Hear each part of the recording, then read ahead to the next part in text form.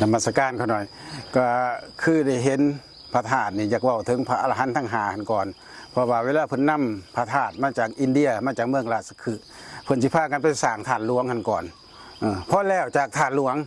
พระอรหันต์ทั้ง5สิมาแบ่งเป็น3กลุ่มบาดนี้แล้วเพิ่นก็สิอยู่นี่เลยกลุ่มที่1นี่เอิ้นว่าพระมหารัตนะเถระอันที่2พระจุลรัตนะเถระทั้ง2องค์นี่จะอยู่ที่หอแพก็คืออยู่บ่อนนี้เป็นหลักเลยมานี่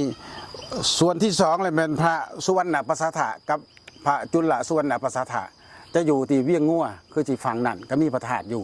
มานี่พระองค์สุดท้าย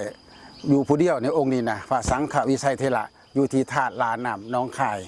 เพราะฉะนั้นธาตุทั้ง3หน่วยนี่จะธาตุที่เท่ากันกันเท่าสิไรได้ต้องเท่ากันในบึงเพราะฉะนั้นคือกับธาตุลานน้ำหนองคายก็สูงใหญ่บายในพ้นทิกเวียงงัวเขาก็เห็นอยู่กันใหญ่สูงเพราะฉะนั้นยังแต่องค์นี้นี่บ่มีผู้ใดสอมแปลงกันสิว่าได้ขนาดก็ต้องเกือบเท่ากัน เพราะว่าตัวนี้นี่เป็นพระเทระ2องค์แรกที่มีอิทธิพลกว่าเดของพระมหาสุวรรณประสาทะกับพระมหาจุลสุวรรณประสาทะอยู่นี่ก่อนแล้วก็เพิ่นก็ซ้อมมีปัสนากรรมฐานความจริงคือว่าหั่นแหละเบื้องต้นตอนอนาได้คนมาจาก101มาอยู่นี่กาหมื่นก้างโฮงเป็นผู้สร้างพระธาตุแต่ว่าประสุดท้ายมาพระธาตุกันยังเหลือหน่อยนาสิใหญ่กว่าหันคือกับอนา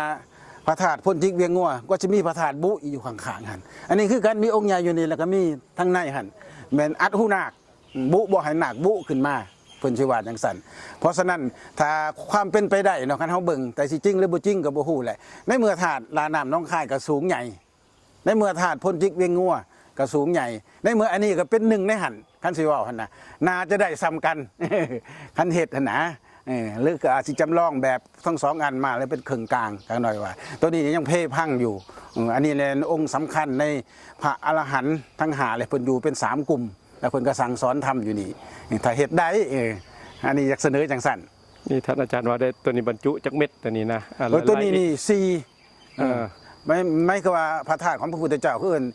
4 เม็ดแล้วก็พ้นทิกเวียงงัวหัน3 เม็ด